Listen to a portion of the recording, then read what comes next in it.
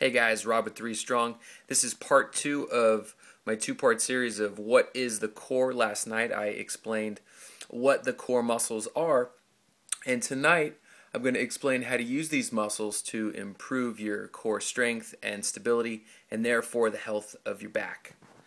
If we remember these pictures here, I'm just going to quickly go over it. This is our pelvis, this is our spine, there's the skull, and this is our rib cage. And we have all these little muscles. There's actually a ton of muscles, more than what I showed you last night. Those were just the superficial muscles, the six-pack abs, the obliques, the lower back muscles, all that stuff. But we actually have a lot of smaller little stabilizer muscles that lie underneath that we can't see, but we utilize all the time.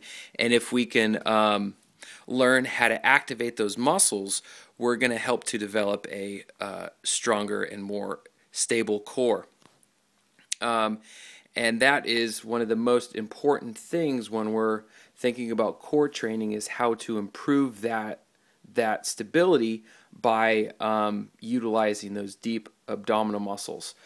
For instance, say we're doing something like a crunch, and in the second picture here, essentially a crunch is us kind of shortening the abs there, crunching down and using those six-pack abs, and those are prime movers. Those are those superficial muscles like I explained. And even here, when we extend our back, we're using those lower back muscles. But this is more of a movement. Stability is having the rigidity to help keep your spine stable. So say I'm going to bend over and pick something up.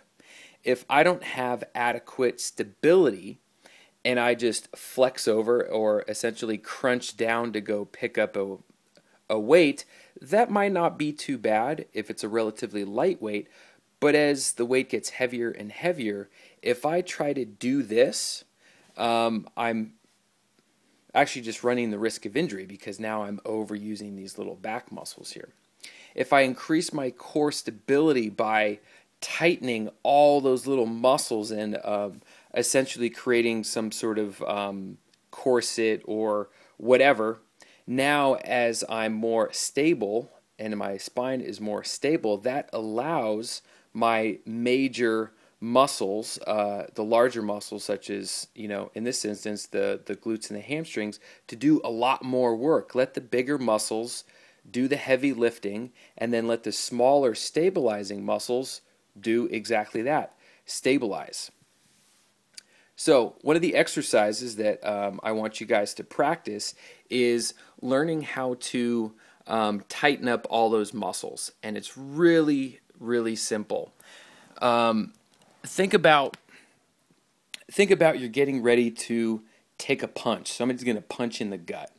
I want you to kind of take a deep breath out, big breath out, and squeeze. So now you tighten all those muscles up, so you pinch everything in and stay nice and tight. Try to hold that and talk and breathe and do all that. Keep those muscles tight. Breathe out again, keeping those muscles nice and rigid. And that's a good way to activate those core stabilizers. It's the same muscles used, when we sneeze, when we cough, when we laugh, when we have to hold our pee. All those little muscles are being activated. Now, as you're staying tight, I want you to think about keeping yourself nice and tight. You're not going to flex, extend, keep everything straight. And now I want you to slowly hinge forward and create a stretch in your hamstrings. So you're not going to bend forward. You're going to hinge forward, keeping your back nice and straight. And even if that is somewhat of a challenge, don't worry. The more practice you'll get it. But you can even do this with push-ups, with overhead presses, any movement that you typically do in the gym. I want you to first try to keep everything nice and tight and rigid, and do your regular movement in the gym, and that's an excellent place to start. We can definitely get more complicated later, but the foundation of core strength starts with that. Starts with activating those deep stabilizer muscles.